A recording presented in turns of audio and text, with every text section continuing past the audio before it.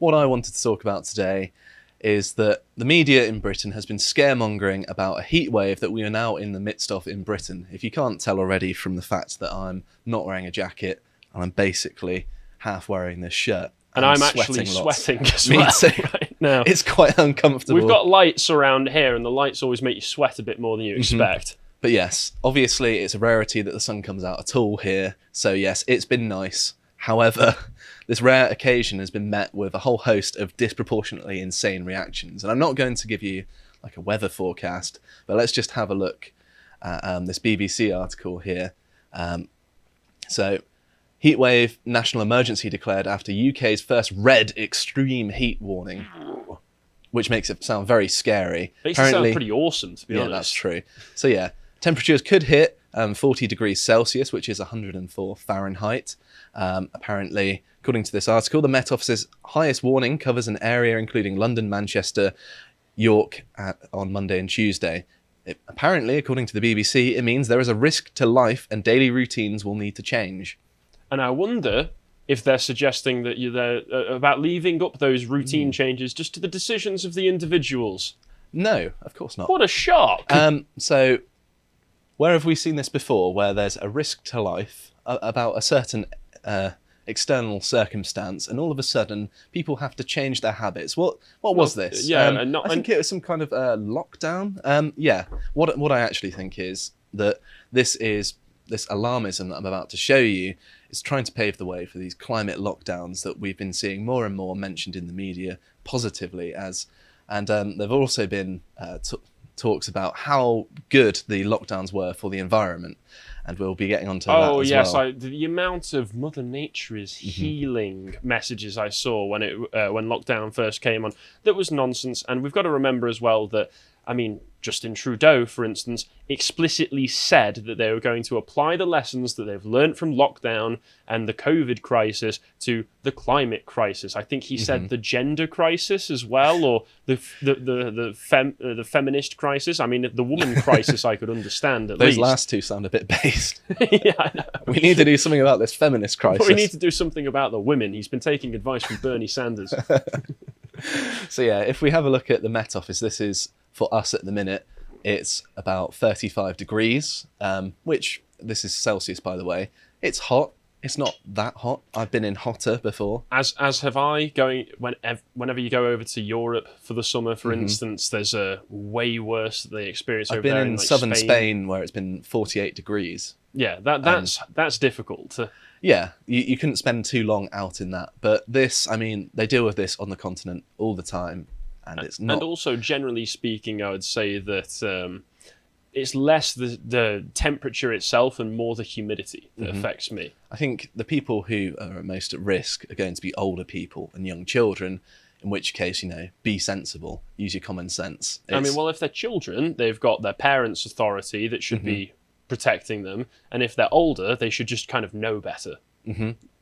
Exactly.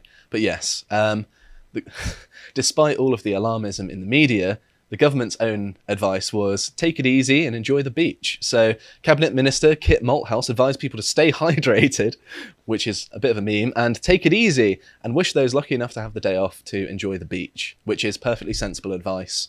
Yes, and that is the last you're going to see of sensible advice in this segment. I was going to say, just the idea that someone from the government said something sensible in the first place is a shock. I mean, I wish I was on the beach right now. This is how low the standards have got, that someone's saying, when it's hot, drink lots of water and be sensible. It's now like a surprise. Wow, get him in the PM office. So yeah, just to draw attention to the kind of things the media was saying, here's an extreme example.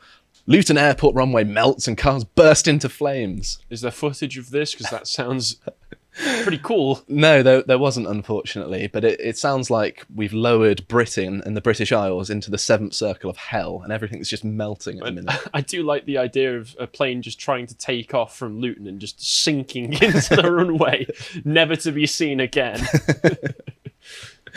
To be fair, people are desperate to get out of Luton. I mean, you know what it's like. Taken over by Would you rather take Islamic a concrete types. bath or stay Yes. in Luton? Yes. Yeah. Concrete bath. So yes, because of this extreme heat, for some reason, a whole host of things have been cancelled or closed. So there were lots of train cancellations, for example, all across the country. Although, to be fair, I did see a picture of some like rail lines catching on fire. I was going to say, I'm sure there's probably some actual infrastructure reasons for something like this. Mm-hmm. But yes, that's been closed down, causing a bit of chaos. But perhaps less understandably, hospitals cancel surgeries due to significant heatwave pressures.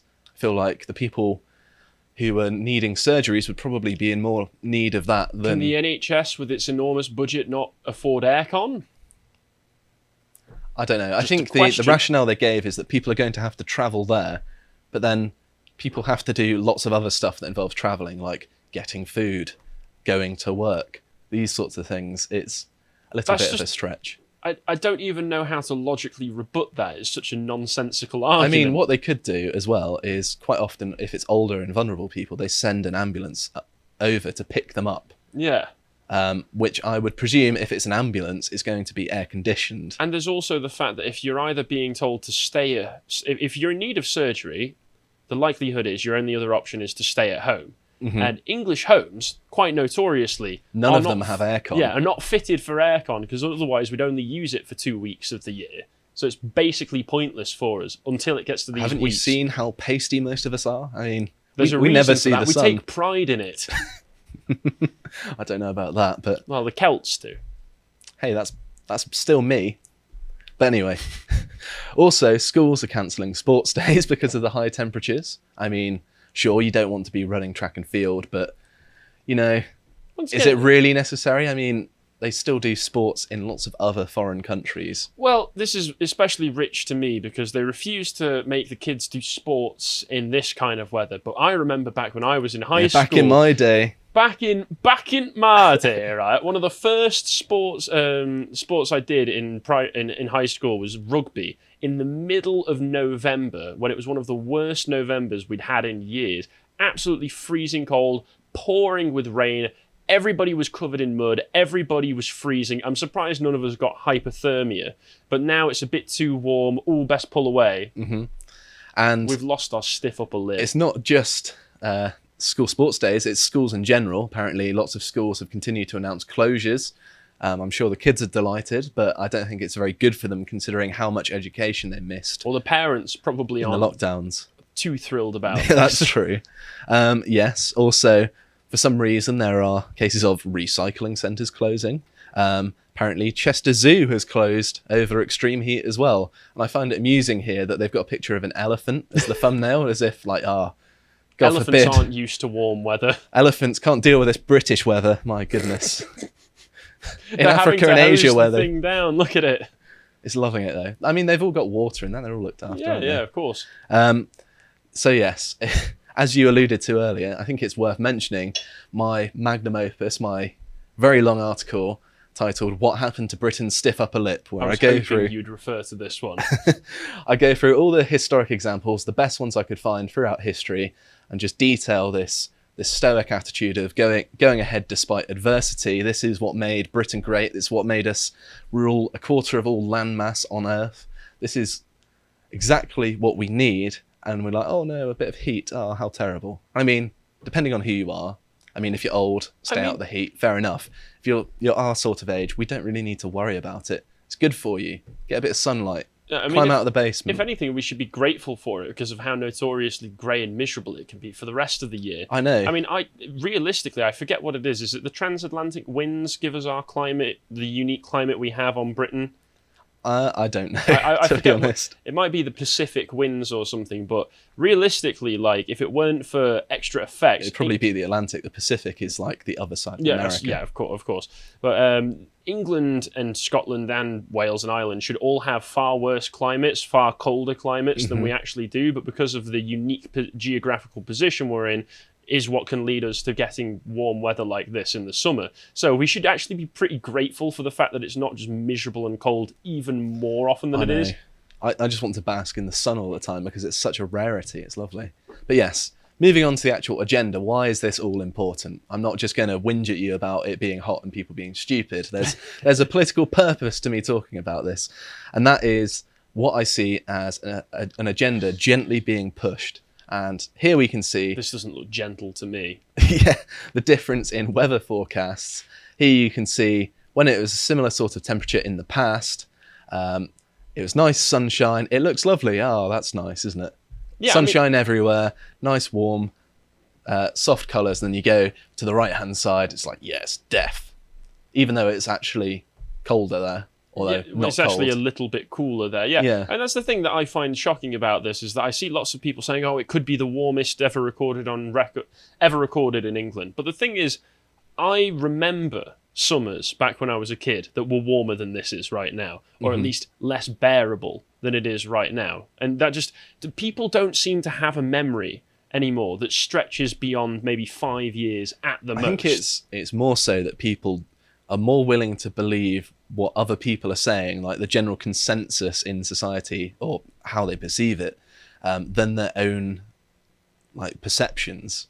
This is actually one way, I would say, in which lived experience is a very useful metric to go by. Well, it's not useless. I mean, exactly. It's very helpful in some cases. Just going purely by the science and what the experts tell you leads to stuff like this, where on the right everybody looks at that and goes, ooh, that looks bad, even though their own sensory perception is telling them, actually, I can go outside, I can still see people, and it's not too bad. This next one, I've included especially to annoy you, because we are paying council tax to these people. We're paying them money here in our local council, and they've declared a climate emergency. A local council, I mean, of a town. Just like, yes, we need to deal with this global climate crisis.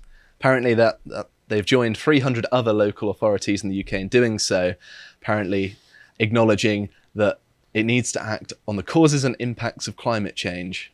Listen, Swindon Council, I know you're watching this. I know you're aware of us. I know what you say about us behind the scenes. I don't need your help protecting myself from the sun.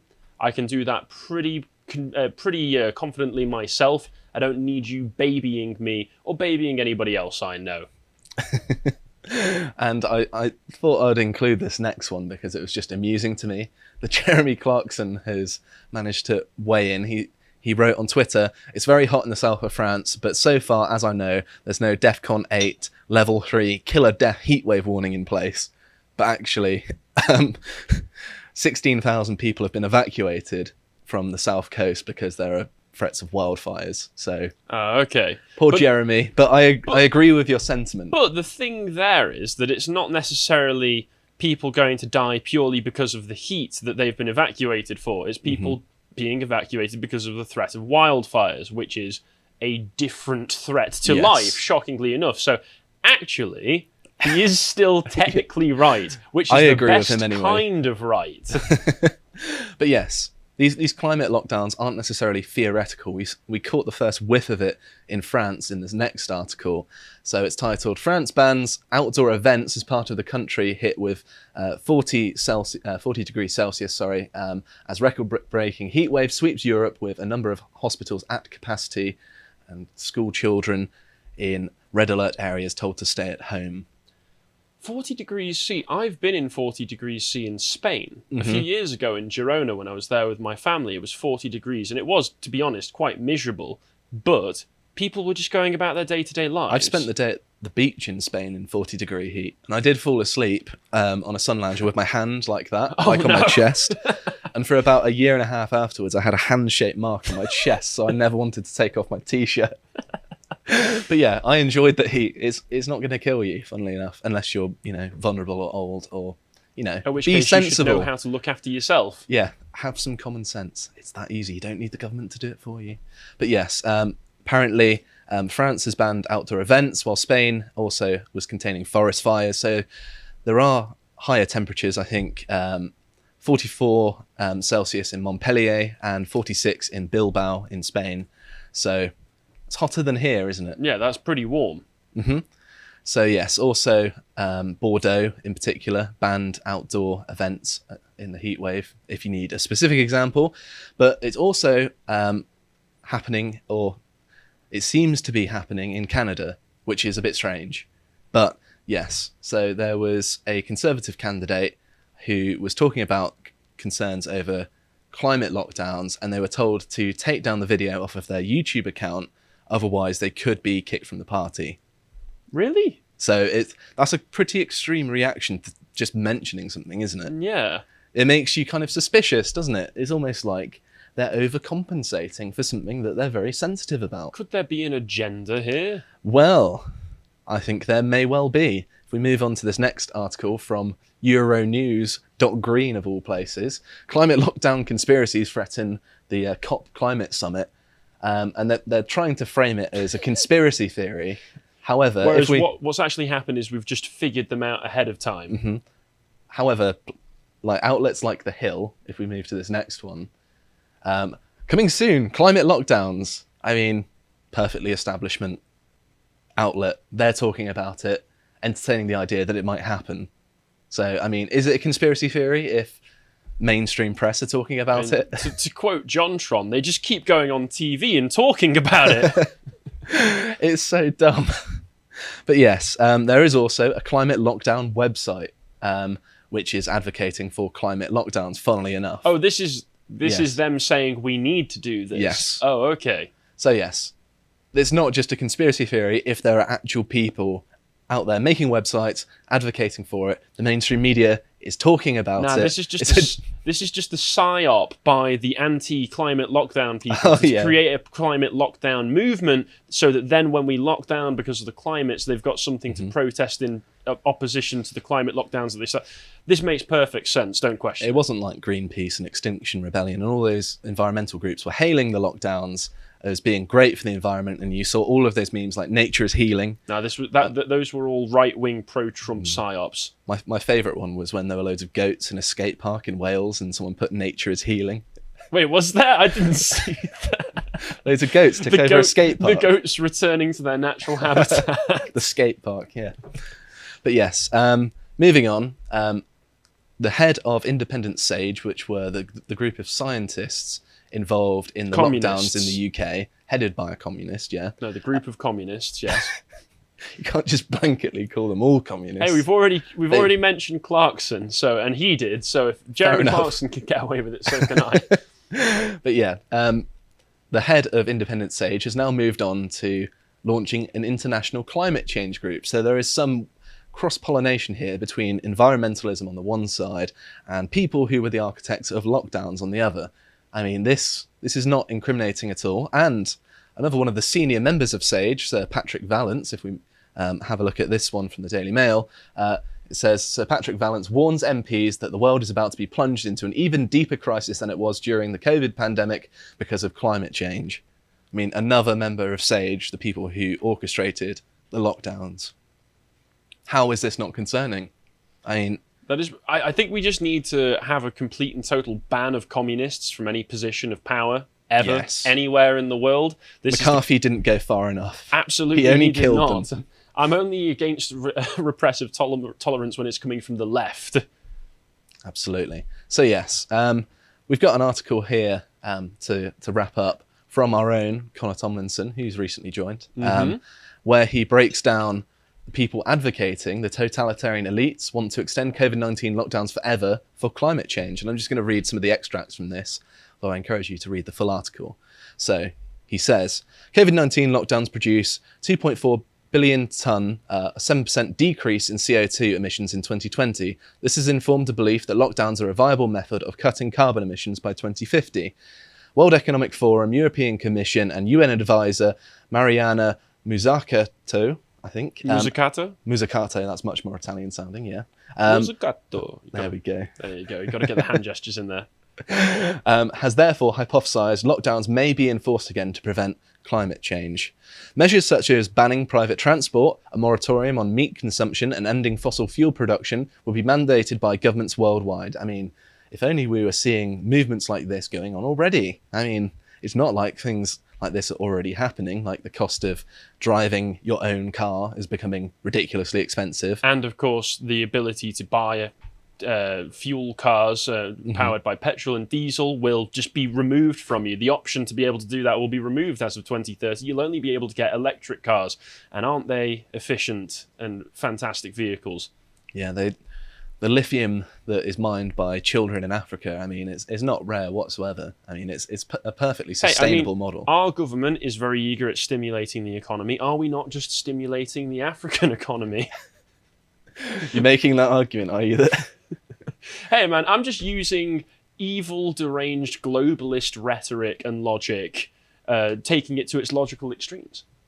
Yeah, but they're getting paid, these kids, and I feel like the evil globalists, they wouldn't stand for that. Well, no, that's how you can say it's stimulating the economy, because then those children can go and buy sweets. I don't know. Is that what they're doing in Africa? Is it they're all just spending too much money on sweets? That's why they can't. That's why they can't build themselves. proper infrastructure. Yeah, they get too many Harry Oh Potters. dear. So it continues. The World Economic Forum has since published other articles like Muzzacato's suggesting lockdowns are crucial dress rehearsal for addressing climate change by reducing consumerism and providing homeostasis for low emission living. Other voices, promoting this policy in the political sphere are Germany's Social Democratic Party. Member of Parliament Karl Lauterbach authored an op-ed urging environmental policies analogous to the restrictions on personal freedom imposed to combat the pandemic. The UK's Green Party praised lockdowns for providing a vision of how a different world might be possible. Ooh, that's Scary, isn't it? Yeah, that's scary to hear. Yeah. Yeah, this is our vision for the future. Everyone's locked in their homes perpetually. Isn't it great? We're going to enjoy nature. Well, it's great for the cabal of elites who are allowed to go outside whenever and wherever they want. After all, we need to give up our cars, we need to give up our vehicles, we need to give up all fossil fuels. They won't. But Joe Biden can go around in a motorcade of up to 50 cars around the UK with no problem. They can jet from one part of the world to another in their private jets. No problem, because it only really it contributes to climate, to CO2 emissions when we do it, apparently. And the final paragraph I'm going to read here is, when debating the role of market in environmentalism at Durham Union, Extinction Rebellion co-founder Claire Farrell pushed for replicating COVID-19 lockdowns to instigate revolutionary economic redistribution and reduce Britain's carbon emissions. So yes. Just admitting that this is about wealth redistribution as well. Interesting. Yes. So yes, obviously the lockdowns, the COVID-related ones, they crossed this threshold of authoritarianism, which once crossed is going to be a lot easier to cross again, unfortunately. And there's no closing Pandora's box for this authoritarianism. It seems to me that this growing media fervour about some warmth is just kind of pushing this agenda down people's throats, just like, oh, it's terrible, you can't go outside, oh, it's going to be so hot, you're going to die. I mean, really, just use a bit of common sense. Don't listen to the media. Have a nice time. Go out in the sun. Have a couple of beers. Make the most of it. It's one of the few sunny days you're going to have in Britain. If you appreciated that segment from the podcast of the Lotus Eaters, you can go to lotuseaters.com to get access to all the premium content we have on the site, such as the Contemplation series, this one on China's incoming economic crisis. If you want to find out what else Josh is putting out, you can follow him on Getter at Josh_firm on Getter. Thank you and goodbye.